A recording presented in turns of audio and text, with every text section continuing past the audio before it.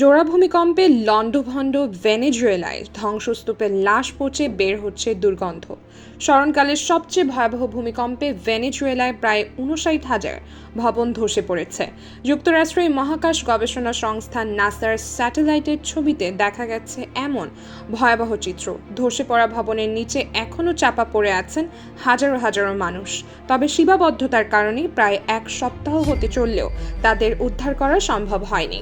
গত বুধবার সন্ধ্যায় দেশটিতে ৭.২ ও ৭.৫ মাত্রার দুটি জোড়া ভূমিকম্পের আঘাতে সবচেয়ে বেশি ক্ষতিগ্রস্ত হয়েছে রাজধানী কারাকাস।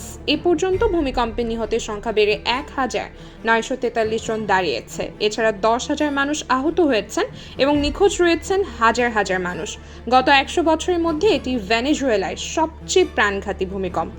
সবশেষ ভূমিকম্পের ৬ দিন পর ধ্বংসস্তূপ থেকে ক্লাইবার মোরান নামের ৩ বছরের এক শিশুকে জীবিত উদ্ধার করা হয়েছে।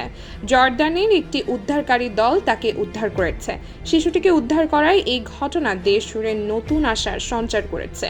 ব্রিটিশ সংবাদ মাধ্যম বিবিসির এক প্রতিবেদনে আজ এ তথ্য জানানো হয়েছে।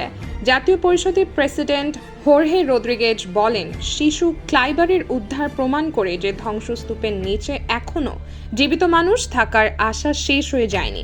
দেশীয় আন্তর্জাতিক উদ্ধারকারী দলগুলো এখনও অনুসন্ধান চালিয়ে যাচ্ছে। এদিকে সংবাদ মাধ্যম CNN জানিয়েছে, ভবন ধসে পড়ার প্রায় ২৪ ঘন্টা পর থেকেই লাশের দুর্গন্ধ বের হওয়া শুরু করে।